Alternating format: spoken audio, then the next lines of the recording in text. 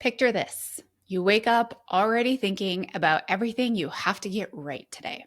The perfect breakfast that fits your latest nutrition plan or diet, the workout you'd promised yourself you'd do, the work project that has to be flawless, and the way you need to show up for your family, cooking dinners, cleaning up dinners, bringing them to practices, cleaning and laundry, and the endless list. By 10 a.m., you've already criticized yourself at least twice. And maybe you ate the wrong thing or you skipped a workout because you were exhausted. And by afternoon, you're running on fumes, but you're pushing through anyway because stopping feels like giving up. And also, who else is going to do the work? By evening, you're snapping at your kids over something small and you don't even recognize yourself and what you say anymore. Does this sound familiar? Here's what I want you to understand, that nothing has actually gone wrong. This isn't a hormone problem. This isn't because your hormones are imbalanced. This is a nervous system that's responding exactly as it was designed to do, except it's responding to a threat that isn't actually there. That's what we're going to talk about on today's episode. So let's get started. Hey friends, welcome to this week's episode. I'm so excited to talk to you about your nervous system today. And before we get there, I want to let you know that I'm going to be hosting a 5-day immersion called From Diet Culture to Body Wisdom that starts on September 15. What we're going to do is we're going to break down why the attempts of becoming a healthier person, changing how your hormones respond, managing your stress, just overall feeling better in your body, why it hasn't happened for you in the past, and how to shift that going forward in the future by learning how to listen to your body and what it actually needs. You're going to learn how to eat as a woman over 35. You're also going to learn more about your nervous system, even beyond what we're talking about in this podcast episode. And then we're going to learn all about implementation and how to make this a part of your actual life. And it's going to be 5 days together. I'm going to go live on Monday, and then every day I'm going to be also teaching live, but it's not going to be like on Zoom as a workshop. It'll just be like a live in our community, but be teaching you little snippets here and there. I'm going to teach you more about your nervous system. We're going to do giveaways and prizes and some little challenges here and there. And so I really encourage you to sign up because it's absolutely free. We start September 15. That's a Monday. That will be the first day of our 5-day immersion. And then also, just so you know, right behind that will be when you can enroll for Mindfully Well, because the fall cohort will be starting then. So I want to talk about what the real problem is today. It's so easy to think my hormones are imbalanced. My hormones are a problem. And I want you to know that it's never actually your hormones that are a problem, because your hormones are just chemical messengers, and messengers aren't the ones that are creating the initial message. So think about the game of telephone, and down the line everyone tells each other a message. Well, your hormones are actually way down the line. They're receiving an initial message, and that message is actually coming from your nervous system, that first message. And so your hormones are getting that message way down that line of the telephone. And so if we know that, we can't say during this, all the messages going back or going through this line, that we don't blame the last person for getting the message wrong, right? We actually have to go to that first messenger and say, what did you say? And I want you to see from this episode that what your nervous system is saying is a response to what you are doing. But I get it. I get that it's easy to blame your hormones. We are very conditioned with social media teaching us things, showing us things. And I'm so glad that hormones are a part of our conversation at my age of 41. And I get to know a whole lot more about my body. But this episode, I want you to know that we are opening the conversation deeper. It's not just hormones that are a part of this picture. It's actually your nervous system. And also, I want you to know that there's going to be other things that create hormonal imbalances or create hormonal shifts. This could be perimenopause. It could be your thyroid. It could be other things going on inside of your body. But also know all of those things that are also going to play into hormonal balance are also going to respond to your nervous system. So the nervous system is not an isolated event. It's all the time. And so your hormones are going to respond to the environment that your nervous system thinks you're in. And right now, your nervous system, if it sounds like the person that I talked about at the beginning of this episode, your nervous system thinks you're in constant danger. And when you're always trying to be perfect and micromanage everything in your life, including what you're eating and when you're eating it, and your workouts and your steps and your water and your children's schedule and your husband's schedule, and all of these things, and pushing through exhaustion, afraid of gaining weight, afraid of not doing enough, your nervous system interprets it as we are not safe. We need to stay on high alert. And how this shows up in your body is that your nervous system doesn't just make you reactive and overwhelmed. It's actually sending signals that will hijack your entire hormonal system, because your hormones are designed to ebb and flow based on the messages that they're getting from your nervous system. So your energy will crash throughout the day. And what will happen is that you won't be able to fall asleep or stay asleep at night. You wake up tired in the morning. You have a very poor appetite in the morning because you didn't sleep well. And then you end up overeating later because your body's desperate for nutrients, and all the sugar cravings start to come after that 3 p.m. time, and you're stressed and overwhelmed and everything feels heavier and food feels better. And you probably eat most of your calories later on in the evening, and then don't sleep well at night again and wake up with a poor appetite. And this cycle that you just seem to stay in. And also, you find yourself like losing your cool, especially in the evenings. You yell at your family, you're feeling like you're always on edge, like it's one thing, and it just all of a sudden you don't even recognize the words that come out of your mouth or the thoughts that you're thinking. And you're like, who am I? Like, what has actually happened to me? This isn't you being dramatic. This is your nervous system at a point where everything feels like a problem and it has to be solved right now. And there's no room or space for feeling calm in your body because it genuinely feels like it's in danger. So if your body really felt like you were in danger most of your day and time, of course it's going to be very reactive to your environment and be like, you should yell. Because if you can imagine our ancestors, and they had to have this all built in so that we would survive day to day. If there really was a threat 24/7 of things that made your body feel unsafe, you would have to be reactive. You would have to yell, or AKA fight.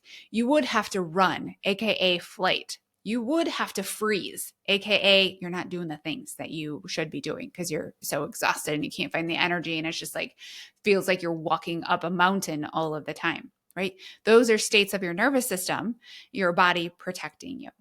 And it made sense for our ancestors, right? It made sense for them. But the day in and day out things that we're reacting to right now don't actually make sense. But yet we're still continuing to tell our mind and our body that they are a problem.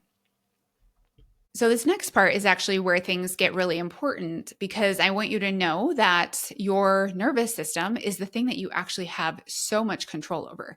None of this happens to you. And I don't want that to seem like I'm poo-pooing you and how you're feeling in your body and how you're reacting. I want this to feel very empowered. And it's not, I want you to also know, like, it's not your fault because nobody actually ever taught you these things. And also, opening up a whole new world to you that you actually have so much control. Because when your nervous system stays in this overdrive state, it impacts two hormones that you actually have the most control over, which is your cortisol and your insulin. So your insulin has to do with what you're eating, and your cortisol has to do with the messages that you're telling your nervous system through all of your senses, right? So your sight, your smell, your touch, your sound, your taste, all of that. That's your nervous system taking in your environment. And then also it responds to your mind.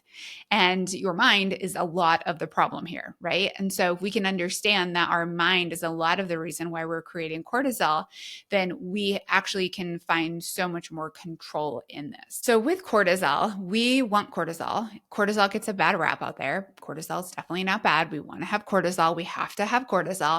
We just want to be creating it at the right amounts at the right times a day. So that means we want it to be highest in the morning when you wake up, and then gradually decrease throughout the day so you can fall asleep and stay asleep. But when your nervous system is dysregulated, cortisol stays elevated.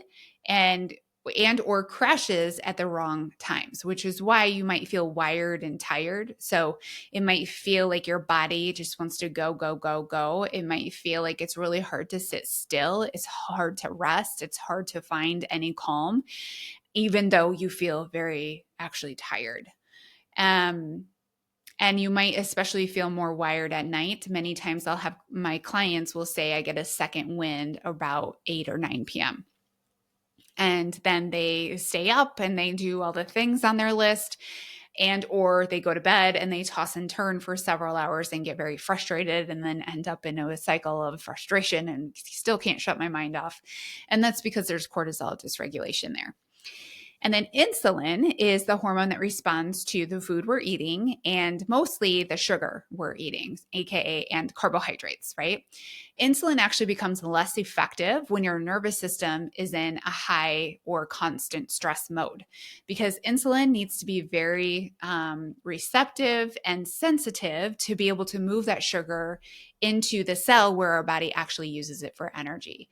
But if we're stressed all the time, insulin isn't hearing those messages and it's going to leave sugar in our bloodstream because it thinks that we need access to this energy and it wants to leave it there so that we can use it right away. And or it will go out and find out more sugar in stored places in our body and pull that into our bloodstream.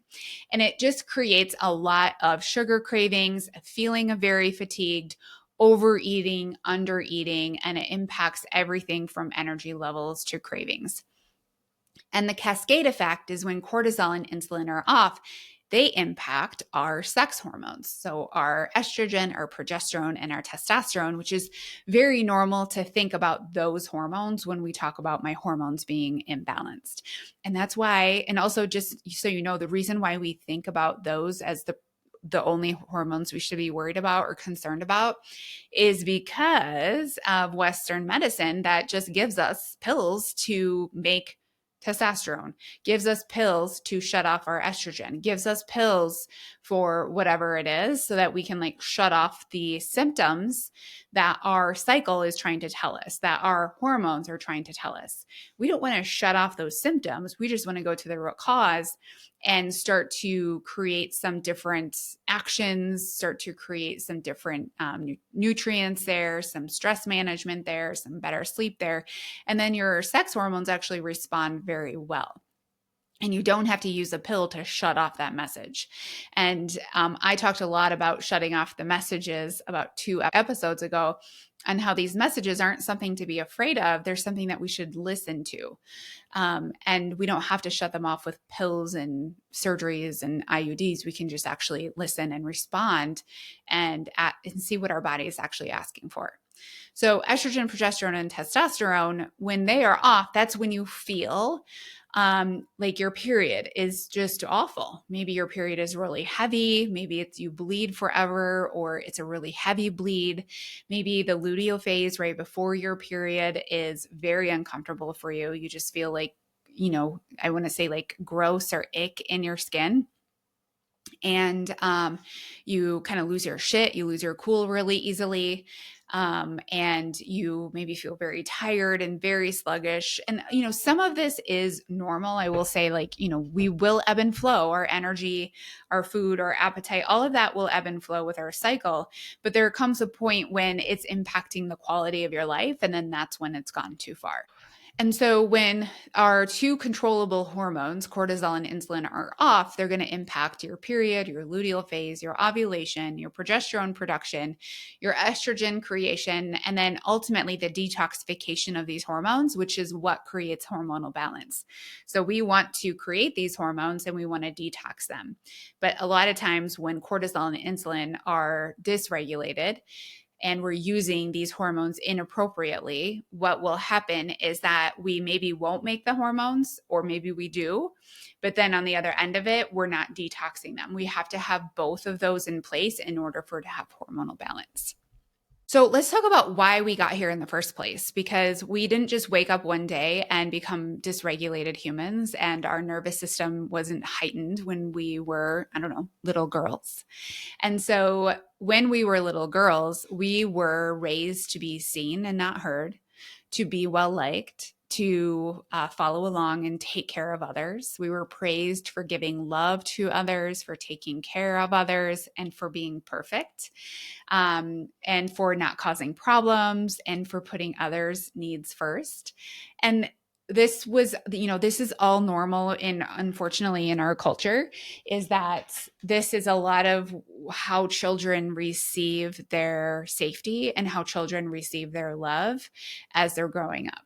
And, boys get this too.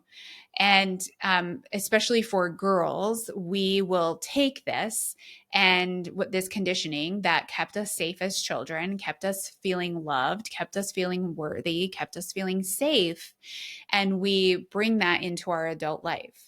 And it doesn't make sense for us in our adult life, but we haven't done the work to actually decondition those things that we were taught that we don't actually need anymore. We don't need to carry that with us. It's just not useful and it's not helpful.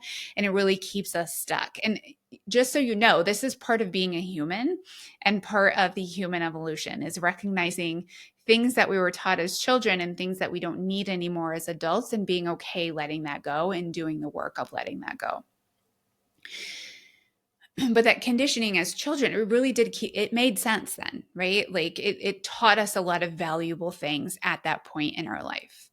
But as we carry this into adulthood, it's working against us. And you're still trying to earn love and approval through perfectionism.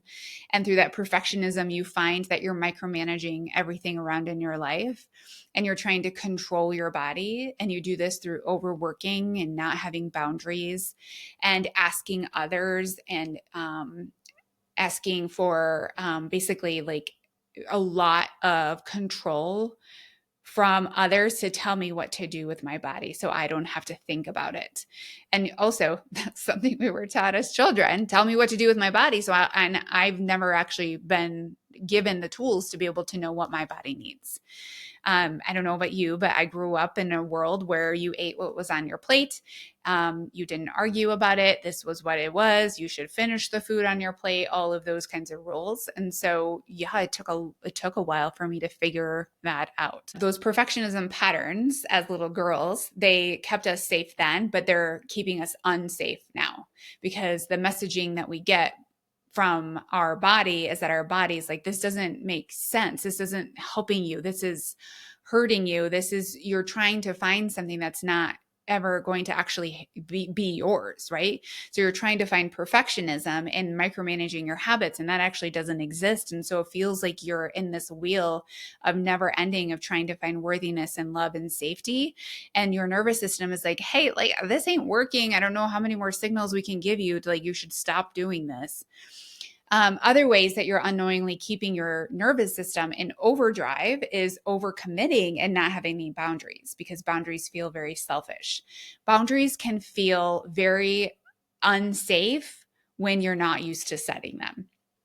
Because the only way you've perceived that you have worthiness or love or acceptance is by not having boundaries, and just by like letting everything go and saying yes to everything because it feels good in the moment. But then afterwards, that feeling of, oh, I said yes and I actually wish I wouldn't have, regarding whatever it is. There's so many boundaries, relationship, work, food, workout, social media, there's so many boundaries, right?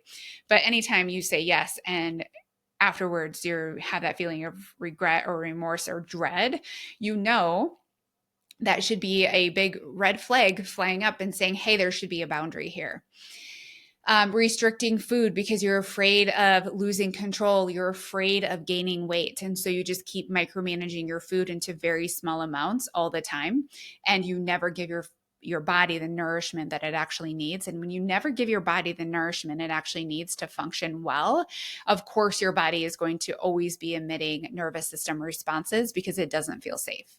Food is the number one way in which our nervous system will feel safe, because your nervous system is the kind of stress barometer, and stress will always happen. This is the way you should always think about stress. Stress always happens when the energy out is more than the energy in. And you can apply this to every area of your life, and look at every area of your life that you feel more stress in. It's because there's more energy out than there is energy in. And if you can make it that simple, it makes sense why your body is likely feeling a lot of stress for things that maybe shouldn't feel stressful to a body, but it's feeling stressed because there's not enough energy in. Never taking time alone because you feel guilty. You feel guilty if you ever ask for a break, or you feel guilty leaving your house without your kids. Working constantly because that's how you've always been praised. And also because that can distract you from other areas in your life that maybe need your attention, which would be yourself and rest and restoration and joy and love. And perfectionism in everything, because you don't know who you are if you're not perfect. And that huge fear that if you're not perfect, what does that mean? Your brain goes all the way to the other end and it's like, you're a failure, you're worthless. It says all of these garbage things to you. And then that feels very threatening to your nervous system. And then we just go into another stress response. Please know when I'm saying these things and they're resonating with you that this is not to make you feel guilty or shameful. I want you to let that go. None of these responses are wrong. Your nervous system was created to do these things. This is only what you've been taught, right? Nobody has shown you a different way until now, until this episode or until this podcast. So let this be an invitation to start to think about this differently.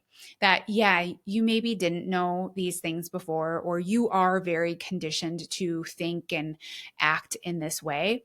But there are things that you can do that will help decondition this thinking and get you to move into a place where your nervous system is actually very well regulated.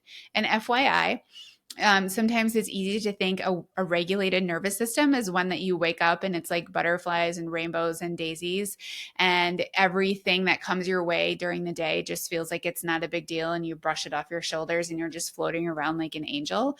That's not what it is. A regulated nervous system is noticing when you're dysregulated, and then you bring yourself back much easier. It's noticing, it's being aware. It's feeling your actual body and hearing the cues and feeling the cues much earlier than what you are right now. And then having those tools and regulation to bring yourself back into a regulated state. You still will become an unregulated person several times a day. That's what's supposed to happen, but it's giving you that pilot seat to really drive that nervous system on where you want it and give yourself that control. So let's talk a little bit more on what nervous system dysregulation actually feels like in your body, because I know it's kind of scary to feel your body when you aren't used to feeling your body. And if you're thinking about this and you're like, yes, of course I know how to feel my body. I feel my body all the time. It feels awful.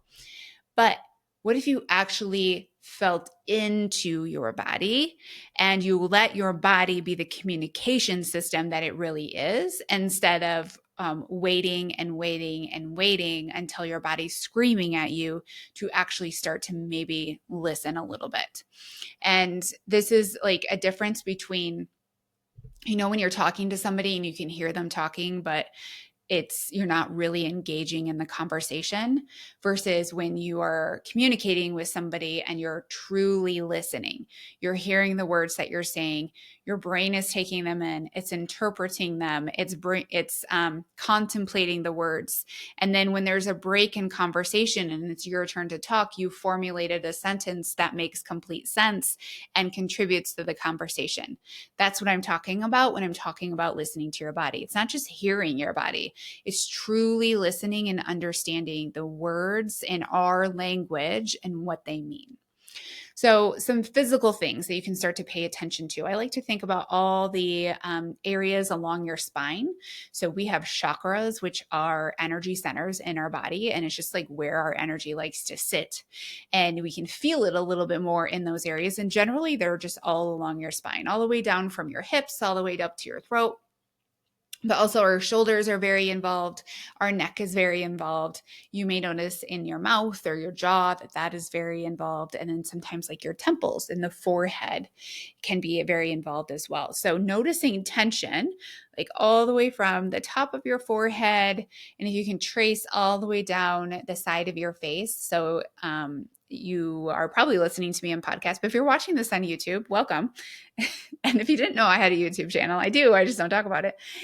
So if you trace from the middle of your forehead, I have 2 fingers going down the side of my face, and I can kind of feel that I have all of this muscle that would hold energy, and then up to my ears, and then down my neck and to my shoulders.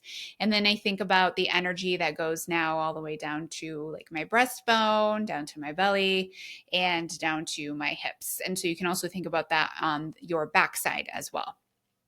Holding tension is also holding energy in these areas. And also remember, energy is emotion. So emotion is inside of your body and it's going to show up physically. So clenching, tension, holding of things, feeling very tight. It can also feel very fast. It can feel very loud. It can feel, you can also associate colors with it. You can associate textures with it. So noticing where you're holding in your body some stress. So whenever I do my podcast, I'm always holding it in my jaw. And it makes sense, right? Because there's so much energy that's coming outside of my body, and my jaw takes in so much of that energy out of my body that it's like holding so much in here. Also, physical signs, you can feel that wired and tired feeling. So you feel tired, like your brain power isn't there, your brain capacity isn't there, you can't concentrate, but like your body feels like zappy and wiry and very like itchy, crawly, and it's just got to move and you just can't kind of settle down. Heart racing over small things. And then this one, I especially want you to start paying attention to with this episode, because I'm going to talk to you a little bit about your breath after I go through these signs, is shallow breathing. And so specifically, we will notice that you are in a sympathetic state, so that fight or flight state, when your chest is doing most of the breathing, and it'll be shallow, quick breathing in your chest. That makes sense, right? So if you're in danger, your chest is going to conserve energy, but also it's going to get your heart rate up because it wants you to move. It's going to move that air in and out really quick because it thinks you're going to move really soon. It's going to actually move your body. And so that gets you to, if we were in an actual situation of danger, you can run, is what the point is, or you can fight. Mental signs would be your racing thoughts that you just can't turn off. This is one that is so hard for me, is that I'm always in my mind. My thoughts are going all the time. It's really hard to shut this brain off. And not everyone struggles with that, which bless you if you don't. And I'm jealous because you can't escape your brain. But many of you probably do. And it's like the checklist. It's the birthday parties. It's the back to school list. It's the holiday Christmas list. It's the PTO. It's the work projects. It's your mom's grocery list. Like it's all of those things, right? That are just being stored into our brain. And your brain is like, well, there's a lot in here. There must be something bad going on. I'm holding on to all of this information and I don't think I can do this. Difficulty making simple decisions. Like you just can't decide something. Sometimes this is sitting in confusion on purpose to protect ourselves from having to make an action going forward that would be the wrong action. And then sometimes it's just because our brain is so full that it can't process information well enough to make a decision. Feeling like you're always behind, right? So, and you're always worried that you're behind and you're not getting enough done. And then unable to actually be present where you are. So even if you did have some time, let's say you planned a day home, you took the day off work, you have PTO, you sent their kids to school, but yet you still can't chill the F out at home. And you still can't just sit there, and you can't just be present on where you are. You go outside to play with the kids and you're just like worried about 10 other things that you should be doing. You just can't be present. You can't facilitate that feeling of ease or joy. Emotional signs would be like snapping at the people you love in your family, crying over things that normally wouldn't bother you. It's just like all of a sudden these emotions are just pouring out of you. Just FYI. Also, I love when people cry because that is actually emotional metabolism. That's stress metabolism. So that's great. It's a wonderful thing, but it's also going to tell you that like, has there been a lot that's been building up that now you're finally having this release, and what's been building up for you? Feeling overwhelmed by all the things you need to do, right? How many times can I say overwhelm in one podcast? Somebody should count. Don't take shots every time I say overwhelm. And then behavioral signs. So people pleasing, even when you're exhausted and you should say no, unable to say no without feeling guilty, eating nothing in the mornings and everything after noon or 3 p.m., scrolling on your phone to check out and try to numb yourself. But the thing is like your mind is being numb, but your body is not numb when you're scrolling on your phone. Because there's so many chemical things that are happening inside of your brain when you're scrolling, and your body is also creating a stress response to all of this. Nobody nobody comes off of Instagram or TikTok or Facebook and is like, I feel so calm, right? We feel probably unease. We feel like ick. We feel very, that's just another way for the world to condition us in ways we don't want to be conditioned. I know when I get off of social media and it's longer than what I wanted to, and I know I'm doing this to like in a freeze response to just escape things, is that I don't like I should practice finding words for it, because the only word I have right now for it is I just feel ick. I also feel kind of disappointed in myself because I'm like, that's how we spent my time. I didn't even have fun. Like I feel like my algorithm's getting a little bit better as far as like finding fun things that I actually feel are very funny and I can laugh with them. For a while, for a long time actually, it's just been like work things for me as a business owner. So a lot of entrepreneurship and coaching and all of that. And that was great for some time, but it also becomes overwhelming because there's so much information out there. And I've gotten to a point where I'm like, I don't actually need any more information. And the more information I get, the more overwhelmed I feel, the more guilt I feel from not doing more. And it's not helping me anymore. So I will say my algorithm is starting to change. And I don't know if it's going to be a good thing or a bad thing, but we'll see. So all of these signs that I'm talking about, though, I want you to see like, the behavioral signs, the mental signs, the emotional signs, the physical signs. This is communication in your body's language. It's speaking to you. It's not weakness. Nothing has gone wrong. This is exactly what's supposed to happen. It's information for you to use. So I want to let's go back to talking about that breath. And I want you to just to think, if you haven't thought about already, like, how are you breathing right now? So take a breath in. Where's most of your breath going? It's probably going to your chest, right? That's just a default for us to always go to our chest breathing and to be very shallow. But I'm going to walk you through how to elongate your breath and how to bring more of your breath into your belly, which will help move you from a sympathetic state into a parasympathetic state. It's really that easy. When you inhale, your heart rate goes up. You're a human. That's just what happens. When you inhale, your heart rate goes up. But when you exhale, your heart rate starts to go down. And if we can elongate that exhale, we're going to slowly bring down that heart rate. And we're going to shift our nervous system and tell our vagal nerve that it can become more regulated. And so we're going to tone that vagal nerve. That vagal nerve is the nerve that runs from your belly up into your brain, and it sends messages of stress and no stress. And you can actually tone your vagal nerve, kind of like a muscle. And the more toned your vagal nerve is, the more resilient you are to stress, and the more you can move in and out of stress states easily. And that's something I'm going to teach you right now with your breath, but something also, FYI, I'm going to teach you more of in the From Diet Culture to Body Wisdom, and also is what I teach in Mindfully Well. So now that you've started to notice where you're breathing from, I want you to now take a breath in.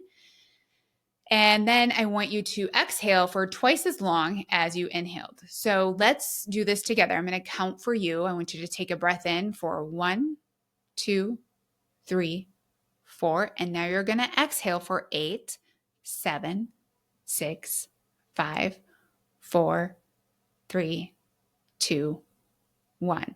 Now that you've heard me say what this is going to be, the way we actually prolong an exhale to make it much easier for you, because you might have noticed that you ran out of exhale really quickly, that tells you actually your body is ebbing a little bit more into that sympathetic state, is to purse your lips together like you are pushing your breath out of a straw.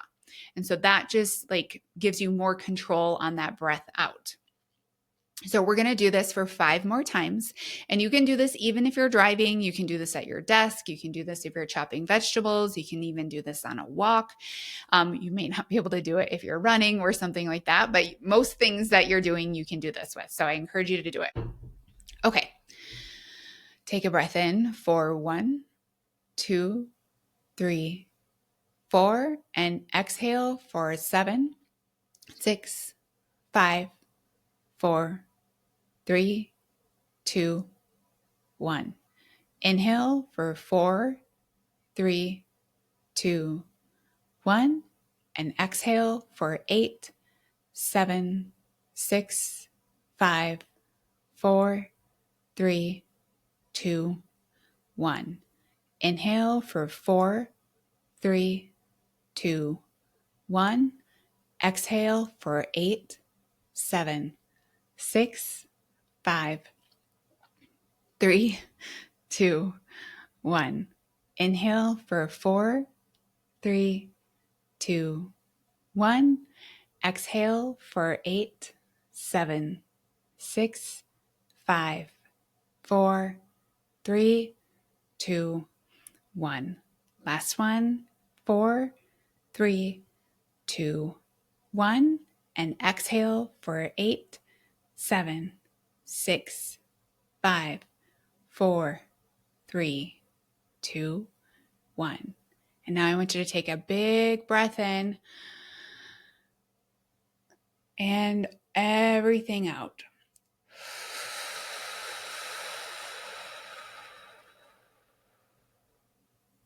Great. Now, how do you feel? How do you feel in that body? Probably a lot better, right? So that prolonged exhale will send that direct signal to your vagal nerve that you're safe, right? Because your breath will always tell your body that you are safe. Your breath has so much control over your nervous system, perception, and regulation. Okay, so this is what I want you to really take from this episode today is that you have, just from that breath exercise, you have so much more control than you think. The way your nervous system is responding is the way it's biologically supposed to respond, but you actually have more control over what you've perceived your control to be up until this point. You can regulate your body. You are in charge of your body. Your body isn't just happening to you. And when you understand this connection and when you start supporting your nervous system instead of fighting it, those hormones that we're arguing about and blaming, they're just going to fall into place and they naturally find their ebb and flow on where they should be.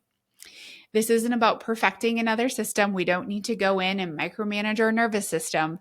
This isn't about doing everything right. It's actually about letting go a little bit, leaning back, finding some ease, and understanding what your body actually needs so you can find yourself again. So if this episode is resonating with you, if you're tired of feeling like your body is working against you and that you don't have any control, I want to invite you to something that's completely free. So September 15, I'm hosting the 5-day immersion called From Diet Culture to Body Wisdom. This isn't another program telling you exactly what to eat or how to exercise better. This is where I'm going to teach you how to balance your hormones in a way that's fully within your control. You're going to learn the holistic, functional way of living that finally makes your body feel like it's yours again. And you don't have to work hard against it. You're going to discover what feels like to truly feel at home in your skin. So if you love how you feel after that breath work, imagine just feeling like that most of the time. And it's not because you're doing breath work all the time. It's because you've learned how to mostly be the regulator of your body and your nervous system. And also, this immersion is going to give you everything you need to know about Mindfully Well and the open enrollment that will happen on September 16. Mindfully Well is my 4-month coaching program, but it's not like anything you've tried before when it comes to diet and exercise. We don't put you into a diet box or give you another set of rules to follow perfectly. Instead, this program is what helps you create the lifestyle you truly want to live and one that makes sense for your body, your schedule, and your real life. You're going to learn how to understand your stress response, how to eat like a woman in midlife, and mostly importantly, how to live comfortably in the skin you're in. This is your next best step if you're ready to stop guessing and start understanding the body you're in. I want to end this with everything you've been doing so far, the perfectionism, the restriction, the overworking. It's just what you've been told to do. And nobody has ever showed you a different way. And now that you have this awareness, and now that you understand the connection between your nervous system and your hormones, you have more information than you did before this episode, and you can start to shift things because your body loves you. Your body always has your back. Your body's doing exactly what it should be doing. You're not broken. Your hormones aren't broken. Your nervous system is just trying to do its best. And now you know better. And when you know better, you can do better. Not perfectly, but maybe better. So make sure to head to the show notes to sign up for the 5-day immersion from diet culture to body wisdom, or you can go to mindfullyWell.com/body-wisdom or body-wisdom, and you can sign up there, or head to ManyChat and just comment wisdom and I will send you the link. All right, my friends, I will see you next week.